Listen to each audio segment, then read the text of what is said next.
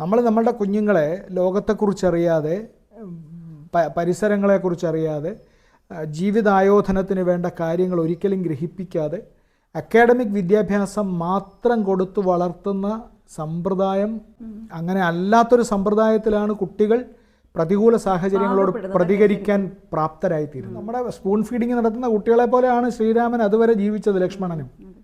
അതിൽ നിന്ന് വളരെ പരുക്കനായിട്ടുള്ള ജീവിതത്തിലേക്ക് പ്രവേശിക്കുകയും ആ ജീവിതത്തിൽ എന്തൊക്കെയാണ് അതിനെ കടക്കാനും ഭാവിയിൽ അനുവർത്തിക്കാനും വേണ്ടത് എന്ന് പഠിപ്പിക്കുകയും ചെയ്യുന്നു എന്ന വലിയ ഒരു ദൗത്യം വിശ്വാമിത്രൻ ഈ കഥയിൽ നിർവഹിക്കുന്നുണ്ട്. അതുതന്നെ വിശ്വാമിത്രൻ ഒരു പാഠമാണ്. ഏതു മനുഷ്യൻ്റെ ജീവിതവും നമ്മൾ പരിശോധിച്ച് നോക്കിയാൽ നമ്മൾ സ്വീകരിക്കേണ്ടത് അതിലെ ഏറ്റവും ധനാത്മകമായ അംശങ്ങളെ വേണം.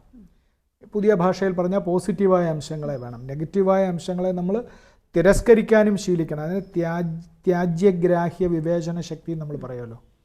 ത്യജിക്കാനും സ്വീകരിക്കാനുമുള്ള വിവേചന ബുദ്ധി നമുക്ക് ഉണ്ടാവണം. രാമൻ്റെ കഥ അറിയുന്നത് കൊണ്ട് നമ്മൾ അതുകൂടി പരിശീലിക്കുന്നുണ്ട് എന്ന് വേണം വിചാരിക്കാൻ. ഇതൊരു ജീവിത പാഠമാണ് രാമായണം എന്നത്. അതിലെ ഒരു ചെറിയ പാഠഭാഗമാണ് നമ്മളിപ്പോൾ വിശ്വാമിത്രനിലൂടെ മനസ്സിലാക്കിയത്.